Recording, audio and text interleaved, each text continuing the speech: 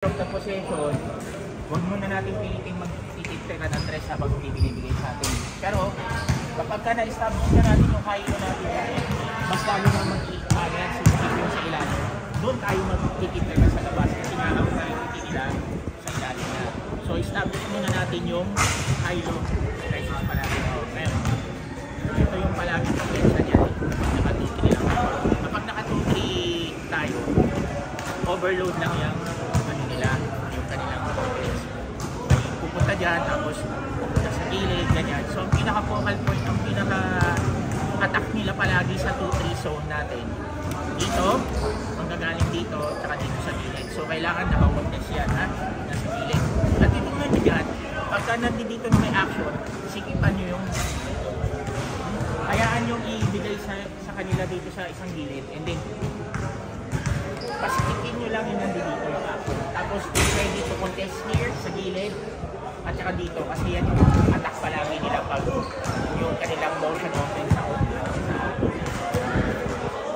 okay?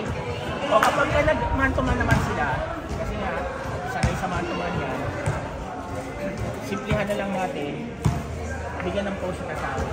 Ha? Ganun lang, ha? At ito lang, yung tinutulungan ni Coach din sa inyo na face offense. Pero this time, ayan lang, si Kasaul, si Bongay, mamili kayo kung sino bibigyan ng ganito. Ha? Baka nagtao-tao. Okay? Kaya lang team, per possession tayo. Tsaka offensive rebound. Dapat din natin sila mabigyan ng offensive rebound.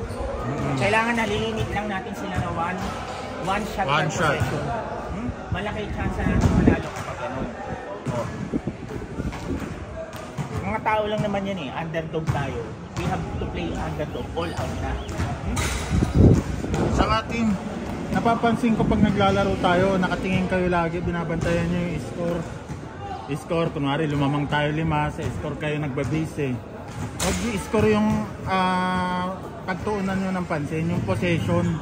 Kung gaano kaganda yung gagawin nating possession pag atin yung bola. Yung play pala, pag atin yung possession ng bola. Gets nyo? Sino nakaka-gets, men?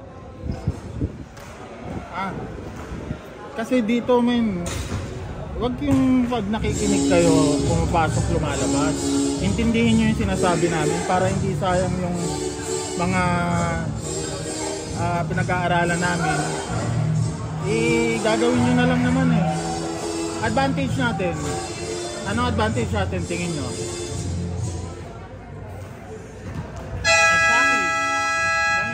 Depensa, ha?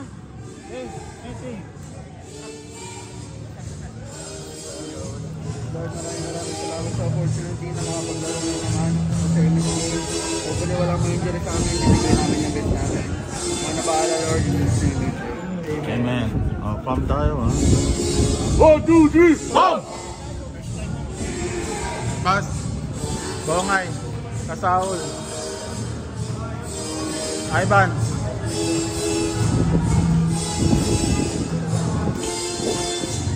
Tap. Nasaan yung uniform mo? Hindi ko nga makita ko, Kaya natagalan din ako.